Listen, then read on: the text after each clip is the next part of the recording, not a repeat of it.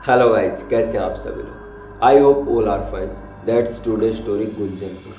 आज की जो घटना है गुंजनपुर गांव की है, जहां पर एक हवेली है और वहां पर जब भी कोई नया मुसाफिर आए उसका किसी को कुछ पता नहीं चलता कि वो कहाँ गायब हो गया। और ये जो सारा कांड था एक हवेली में हो रहा था। जो कुछ भी था काफ़ी अजीब था। ऐसी ही घटना ऋषि के साथ हुई जब वो गुंजनपुर गांव में किसी काम के लिए 2 दिन के लिए आया था। रात के समय करीबन 10 बजे वो बस से उतरता है और बस स्टैंड पर जैसे उतरता है, जो गुंजनपुर गांव है थोड़ा सा जंगली इलाके में पड़ता है, तो जैसे ही वो उतरता है वहाँ पर वो एक औरत को देखता है जो कि शादीशुदा जोड़े में बिल्कुल काफ़ी सुंदर लग रही थी। ये सब देखकर ऋषि मोहित हो जाता है और भगवान को कहता है, वाह भगवान, आपने तो मौज कर दी, आज तो जंगल में मर। इतना ही कहता है वो जो लेडीज थी चलने लगती है और ऋषि भी उस लेडी के साथ साथ चलने लगता है।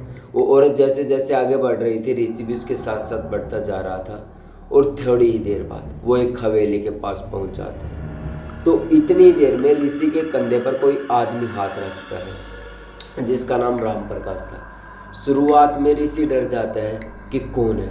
इतने में ही राम प्रकाश बताता है कि भैया आपके पिताजी के दोस्त हैं और उन्होंने ही मुझे यहाँ पर भेजा था कि आप रात को आने वाले हो और आपकी देखभाल के लिए कि ये सही सलामत हवेली में पहुँच जाए और खाना वाना परोस दो, इसीलिए आपको भेजा था। इतना ही वो बात करता है राम प्रकाश से। ऋषि कहता है, ऋषि राम प्रकाश आपस में बातें कर रहे थे तो ऋषि पलट कर जब आगे देखता है तो वो जो लेडी थी वो औरत थी वहाँ से गायब हो चुकी थी। ऋषि अब थोड़ा सा अजीब लगा कि यार राम प्रकाश आपको भी अभी आना था अंकल। इतना ही कहता है कि थोड़ी देर बाद राम प्रकाश कहता है कि बाबूजी मुझे तो काम है, मेरी जो पत्नी है उसकी तबीयत खराब है तो इसके चलते मुझे शहर जाना पड़ेगा, तो आज के लिए मैं आपकी सेवा नहीं कर पाऊँगा, मुझे माफ़ कर देना। तो इतना ही कहता है तो ऋषि कहता है कि ठीक है अंकल, कोई बात नहीं, आप चले जाओ, मैं अकेला मैनेज कर लूँगा। इतना ही कहता है और राम प्रकाश उस हवेली में प्रवेश कर जाता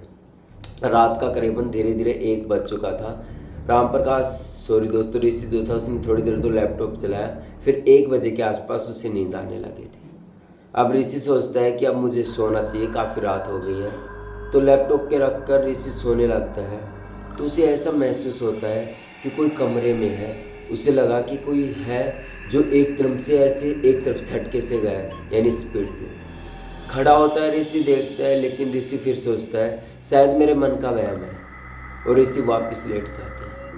ऋषि जैसे ही लेटता है तो थोड़ी ही देर बाद ऋषि को लगता है शायद कुछ ना कुछ तो है। ऋषि की झट से आंखें खुलती है करीबन 2:15 बजे और वो देखते हैं कि लाल लाल पैरों के निशान, शायद खून के, जो उसके कमरे के बाहर जा रहे थे। और वो देख रहा था वो जो निशान थे धीरे धीरे कमरे से बाहर जा रहे थे। ऋषि घबरा जाता है और उठता है और वो जो निशान थे उन निशानों के साथ साथ चलने लगता है।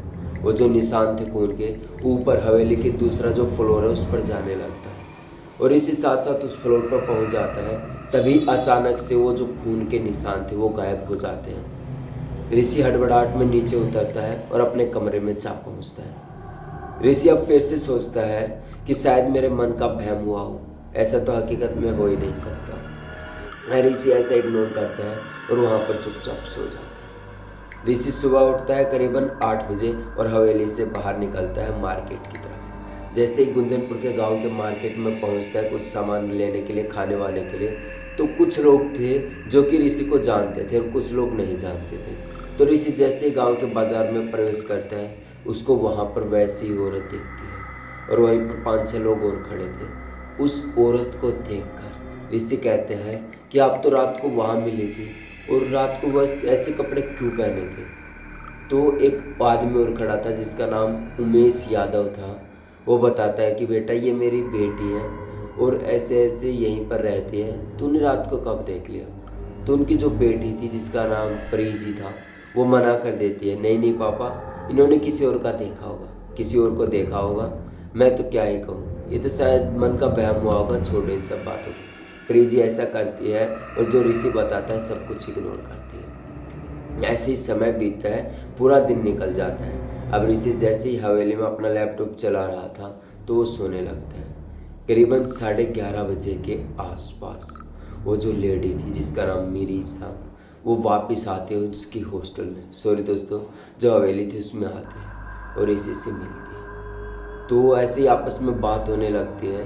तो जो मीरीज नाम की लड़की थी, जो औरत थी, वो कहती है ऋषि से कि मुझे पता है तुम क्या चाहते हो और मैं भी तुम्हें बहुत प्यार करती हूँ। इतना ही कहती है और ऋषि के तलबगार इतना था कि ऋषि को लगता है कि ये मुझसे भी ज़्यादा उतावली है और ऋषि उससे बातें करने लगता है।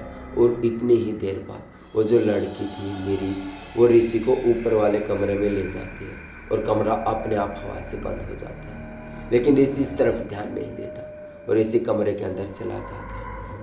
थोड़ी ही देर बाद वो जो औरत थी, वो अपने वैसे ही कपड़ों में पहन के आई थी, बिल्कुल सज धज के जैसे दुल्हन बन के आती है, तो कमरे में लेट गई थी। तो ऋषि से बातें करने लगती है। तो ऋषि कहती है कि तुमने अपने पिताजी के सामने मुझे मना किया। तभी वो लेडी कहती है, मेरी जो औरत लड़की थी, कि पिताजी के सामने कैसे हंवर सकती हूँ कि मैं तुम्हें पसंद करती हूँ। इतना ही कहकर वो कहती है कि तुम मुझे छुओ। जैसे ही ऋषि छूने लगता है उसे, उसका जो शरीर था भयंकर रूप में आ जाता है, यानी एक ऐसी चुड़ैल बन जाती है। जैसे ही हाथ लगाता है ऋषि आँख बंद करके, उसे थोड़ा सा महसूस सा होता है कि हाँ वो अच्छा फील कर रहा है, लेकिन जैसे ही आंखें खोलता है वो काफ़ी ज़्यादा डर जाता है और कमरे की जो कोने की सीट थी, जैसे कि कमरे की दीवार थी पीछे वाली, वहाँ पर जाकर बैठ जाता है और ऋषि डरने लगता है और कहने लगता है कि कौन हो तुम और यहाँ क्यों आई हो। तो वो जो लेडी थी मीरीज, वो बताती है कि 6 साल पहले की ये घटना है, लेकिन पूरी बात मैं तुम्हें नहीं बताऊँगी। और इतना कहते कहते ऋषि को वो ऐसे जकड़ लेती है गले से।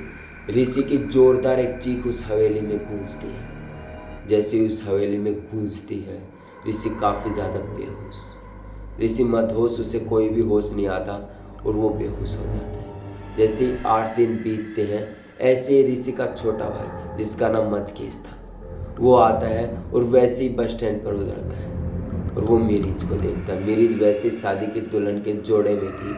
अब मीरीज को जैसे ही देखता है मदहोश, तो उसे खुद कुछ नहीं पता चलता और वो सोचता है कि यार वाह, रात के समय एक ऐसी लड़की सुनसान जगह पर। तो वो भी मदहोश हो जाता है और उस लड़की के साथ साथ चलने लगता है। आगे जो कुछ भी क्रिएट होता है वो सेकंड पार्ट में पता चलेगा। आज के लिए इतना ही था। जय हिंद दोस्त।